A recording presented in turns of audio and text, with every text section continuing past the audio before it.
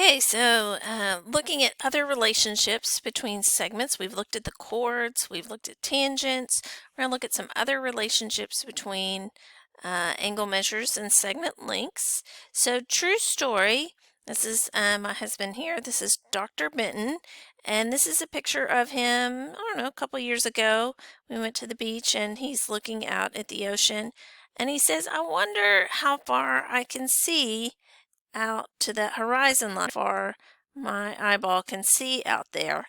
And I got so excited because I was like, this is actually a problem that we do in my geometry class. And so, I tried to explain it to him. But so I want to explain it to you now, this property. But before we do, help Dr. Benton figure out how far he could see out in the ocean.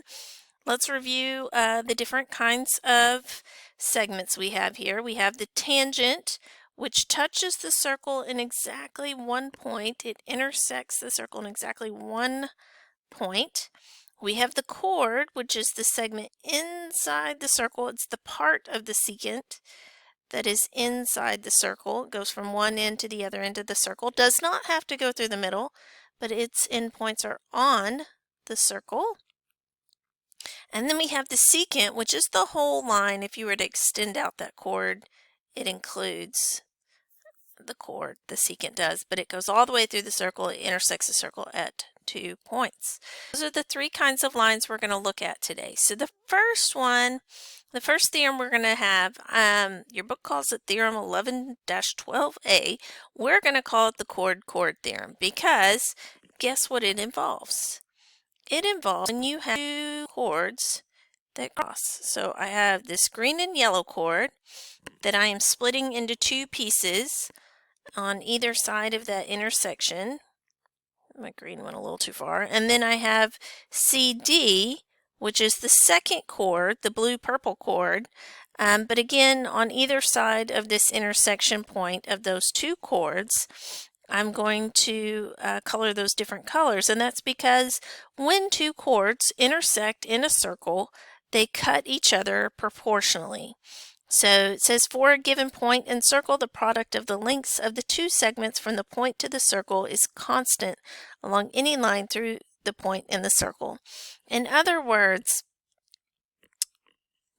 B times A, and keep in mind, B and A are two parts, two pieces of the same chord, is equivalent to the product of C times D. Again, two parts of the same chord. So to work backwards, originally we could have said that these two chords cut each other proportionally, that A is to D as C is to B. And then when you cross multiply, A times B equals C times D. And these are the cross products that you get. So essentially, when lines intersect in circles, they cut the pieces of those lines, those chords, proportionally. So let's try this out in example 1. Find the value of each variable using the given chord, secant, and tangent lengths. If the answer is not a whole number, round to the nearest tenth. So we have two chords. We have the red chord and we have the blue chord. And remember, you're taking the two pieces of the same chord, both the 20 and the 6, and in essence, you're multiplying them together. You don't have to write the original proportion and figure out what is to what is to what. It's much easier if you just remember that the two pieces of the same red chord, take those and multiply them together and equal that to the two pieces of the other chord multiplied together.